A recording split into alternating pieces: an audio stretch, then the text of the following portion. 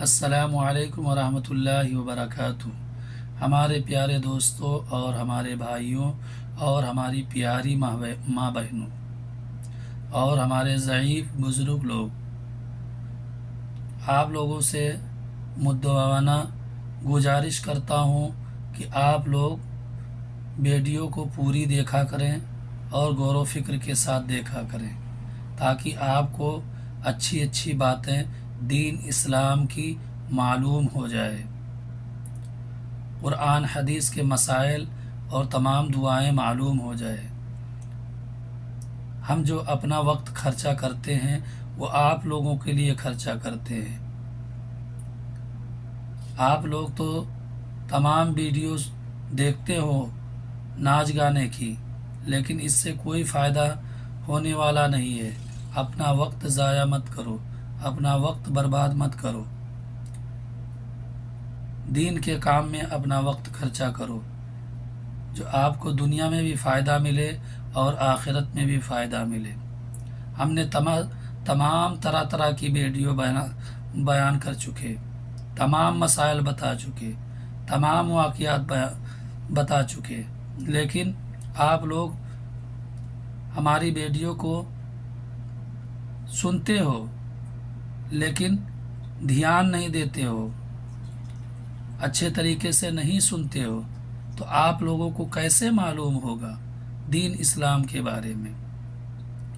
ہمارا جو چینل ہے وہ چاہے یوٹیوب ہو یا فیس بک ہو، اگر آپ لوگوں کو ویڈیو پسند آتی ہے، اچھی لگتی ہے اور ہمیشہ سننا ہے، تو جا کر کے سبسکرائب کر لیجئے، فالو کر لیجئے، تاکہ آپ لوگوں کو پوری بات مکمل معلوم ہو سکے۔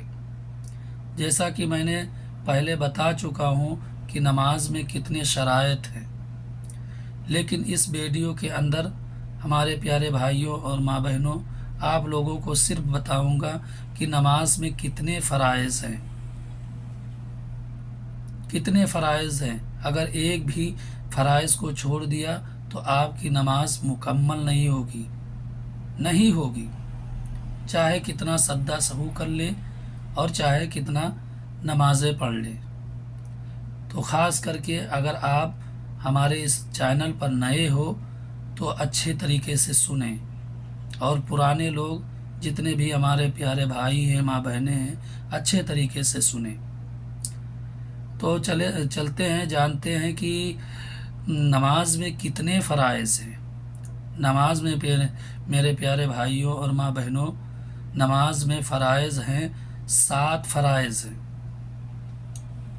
اگر ایک فرائض کو ادا نہیں کرو گے تو آپ نماز مکمل نہیں کر پاؤ گے۔ 7 فرائض وہ کیا ہیں؟ 7 فرائض میں سے سب سے پہلا جو فرائض ہے وہ یہ ہے تکبیر تحریمہ کہنا۔ نمبر 2 قیام کرنا۔ نمبر 3 نماز میں قرات کرنا۔ نمبر 4 رکوع کرنا۔ نمبر 5 سجدہ کرنا۔ نمبر 6 آخر میں بیٹھنا۔ جب نماز مکمل ہو جائے تو آخر میں جلسہ میں بیٹھنا۔ اور نمبر 7 جو ہے وہ خروج، یعنی دونوں طرف سلام پھیرنا۔ یہ 7 چیزیں ہیں، اگر ایک بھی آپ نے چھوڑ دی جان بوجھ کر تو آپ کی نماز مکمل نہیں ہوگی۔ جو بیٹھ کر کے نماز یعنی مکمل ہو جاتی ہے، اس کے بعد بیٹھتے ہیں اتحیات کے لیے، وہ قاعدہ آخیرہ کہتے ہیں، یہ بھی یاد رکھیں۔ اور سلام ادھر ادھر پھیرتے ہیں، اس کو کہتے ہیں خروج، یعنی ہم نے نماز مکمل کر دی، ختم کر دی۔ اب ہماری ماں بہنیں اور ہماری بھائی سوچ میں پڑ جائیں گے کہ یہ سب مولوی صاحب نے کیا بتا دیا۔ میرے بھائیوں اور ماں بہنوں، اگر آپ لوگوں کو اچھے طریقے سے نہیں معلوم ہے تو میں اچھے طریقے سے سمجھانے کی کوشش کروں گا کہ نماز میں کس طریقے سے ہم کو ادا کرنا ہے، مکمل کرنا ہے۔ تو چلتے ہیں کہ تکبیر تحریمہ کس کو کہتے ہیں۔ تکبیر تحریمہ اس کو کہتے ہیں جو نماز شروع کرنے سے پہلے تکبیر کہا جاتا ہے۔ آپ لوگوں نے دیکھا ہوگا کہ جب نماز امام صاحب پڑھاتے ہیں تو اس سے پہلے ایک شخص تکبیر کہتا ہے، لیکن ہماری ماں بہنوں کو نہیں معلوم، وہ مسجد میں جاتی ہی نہیں ہیں، گھر میں نماز پڑھتی ہے۔ تو ان کو بتانا چاہتا ہوں کہ تکبیر کس کو کہتے ہیں۔ تکبیر اس کو کہتے ہیں یعنی اللہ اکبر اللہ اکبر اللہ اکبر، اشہد ان لا الہ الا اللہ، اشہد ان لا الہ الا اللہ، اشہد ان محمد رسول اللہ، اشہد ان محمد رسول اللہ، حی علی الصلاۃ، حی علی الصلاۃ، حی علی الفلاح، حی علی الفلاح، قد قامت الصلاۃ، قد قامت الصلاۃ، اللہ اکبر اللہ اکبر، لا الہ الا اللہ۔ ہمارے پیارے بھائیوں اور ماں بہنوں، اکیلے میں نماز پڑھ رہے ہو یا کسی کو نماز پڑھانے کے لیے بیٹھے ہو، اب کھڑے ارادہ ہے کہ ہم کو نماز پڑھنا ہے، یا ہماری ماں بہنیں، تو سب سے پہلے اگر آپ نماز پڑھانے جا رہے ہو اور 2-4 لوگ ہیں یا 10 لوگ ہیں تو ان سے کہلا دو کہ تکبیر کہہ دو۔ اگر ان کو نہیں معلوم ہے تو خود تکبیر کہہ کر کے اور آپ خود نماز پڑھائیے۔ اسی طریقے سے ہماری ماں بہنیں ہیں کہ جب بھی نماز پڑھیں تو تکبیر پہلے کہہ لیں، اس کے بعد نماز پڑھیں۔ سمجھ رہے ہو؟ اس کو تکبیر تحریمہ کہتے ہیں۔ اب دوسرا نمبر کیا ہے؟ دوسرا نمبر وہ ہے قیام۔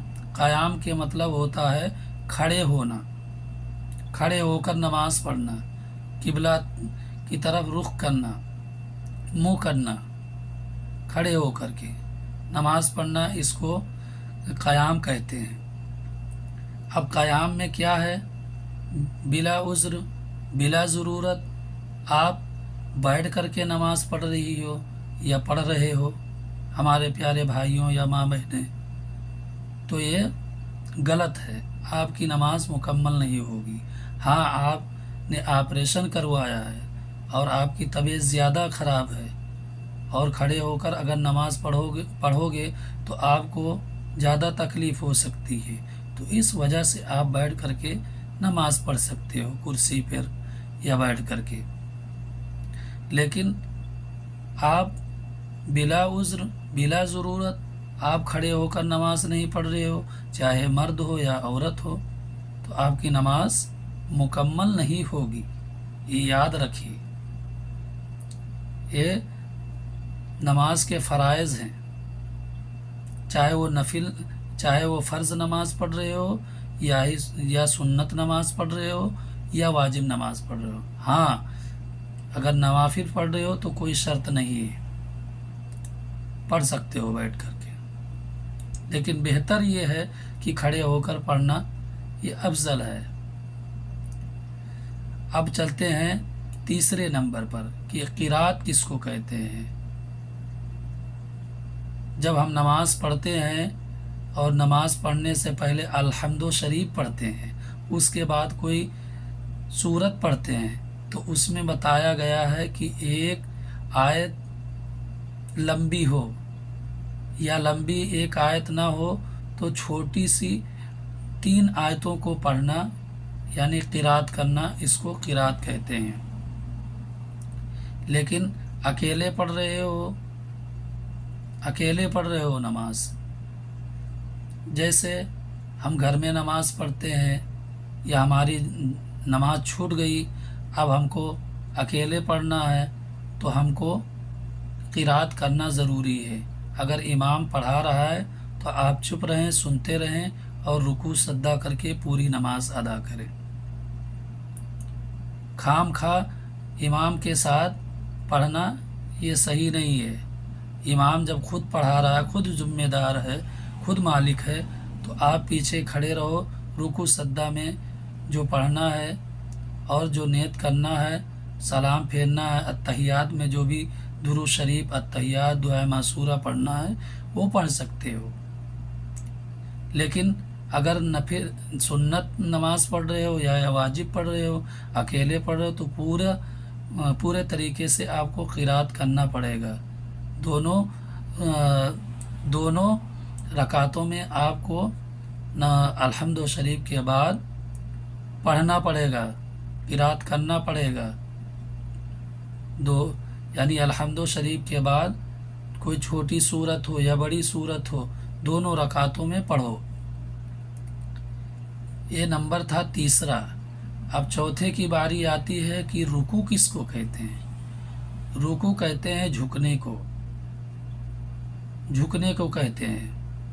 یعنی جب قرات کر چکو اور پھر رکوع کے لیے جاؤ، جھکو اور سبحان ربی العظیم پڑھو تو درمیان میں، تو اس کو کہتے ہیں رکوع۔ یعنی کسی نے تکبیر کہا، قرات کیا، لیکن وہ بھول گیا، ڈائریکٹ سجدے میں چلا گیا، رکوع نہیں کیا، تو آپ کی نماز مکمل نہیں ہوگی۔ یہ بھی یاد رکھیں، رکوع کرنا۔ اور نمبر 5 کی بات آتی ہے کہ سجدہ کرنا۔ سجدہ کیسے کریں؟ سجدہ جیسے آپ نے قرات کر لیا اور پھر رکوع کر لیا، اب ڈائریکٹ جب زمین پر لیٹے تو اس کو کہتے ہیں سجدہ کرنا۔ سجدہ کہتے ہیں اللہ کے سامنے سجدہ کرنا، زمین پر گر جانا اللہ کے لیے، معافی مانگنا، اس کو سجدہ کہتے ہیں۔ اور سجدے میں کیا پڑھا جاتا ہے؟ رکوع میں کیا پڑھا جاتا ہے؟ رکوع میں پڑھا جاتا ہے سبحان ربی العظیم، 3 مرتبہ پڑھو یا 5 مرتبہ پڑھو یا 7 مرتبہ پڑھو، لیکن بہتر یہ ہے کہ 5 مرتبہ یا 7 مرتبہ پڑھو۔ لیکن آپ بلا ضرورت، کوئی جلدی بازی نہیں ہے، پھر بھی تم 3 مرتبہ پڑھتے ہو، یہ بہتر نہیں ہے۔ 5 مرتبہ، 7 مرتبہ، جتنا ہو سکے اللہ کا ذکر کرو۔ سجدے میں کیا پڑھا جاتا ہے؟ سبحان ربی العالی، سبحان ربی العالی، یہ 3 مرتبہ پڑھ سکتے ہو، 5 مرتبہ بھی پڑھ سکتے ہو، 7 مرتبہ بھی پڑھ سکتے ہو۔ اب اس کے بعد اب ہم کو قاعدہ آخیرہ میں بیٹھنا۔ قاعدہ آخیرہ اس کو کہتے ہیں جب آپ تکبیر تحریمہ کر چکے، قیام کر چکے، قرات کر چکے، رکوع اور سجدہ کر چکے، اب ہم کو اتحیات اور درود شریف پڑھنے کے لیے، اللہ کا ذکر کرنے کے لیے ہم کو بیٹھنا ہے۔ اب بیٹھے ہیں، اب اس کے بعد ہم کو اتحیات پڑھنا ہے۔ اب کہو گے اتحیات کس کو کہتے ہیں؟ اتحیات اس کو کہتے ہیں جیسے التحیات للہ والصلوات والطیبات، السلام علیک ایھا النبی ورحمۃ اللہ وبرکاتہ، السلام علیک، السلام علینا وعلی عباد اللہ الصالحین، اشہد ان لا الہ الا اللہ واشہد ان محمدا عبدہ ورسولہ۔ اب اس کے بعد کیا ہم کو پڑھنا ہے؟ اس کے بعد ہم کو دعائے ابراہیم پڑھنا ہے۔ اللہم صلی علی محمد وعلی آل محمد کما صلیت علی ابراہیم وعلی آل ابراہیم انک حمید مجید، اللہم بارک علی محمد وعلی آل محمد کما بارکت علی ابراہیم وعلی آل ابراہیم انک حمید مجید۔ اب اس کے بعد کیا پڑھنا ہے؟ اب اس کے بعد تو ہم کو یہ پڑھنا ہے، چاہے دعائے معصورہ یاد ہو تو دعائے معصورہ پڑھ لو، یا کوئی چھوٹی سی دعا جانتے ہو ربنا آتنا فی الدنیا حسنۃ وفی الآخرۃ حسنۃ وقنا عذاب النار، اس کو بھی پڑھ سکتے ہو۔ دعائے معصورہ کس کو کہتے ہیں؟ دعائے معصورہ اس کو کہتے ہیں اللہم انی ظلمت نفسی ظلما کثیرا ولا یغفر الذنوب الا انت فاغفر لی مغفرۃ من عندک وارحمنی انک انت الغفور الرحیم۔ اب آپ نے پڑھ لیا، اب اس کے بعد ہم کو اب سلام پھیرنا ہے۔ سلام پھیرنا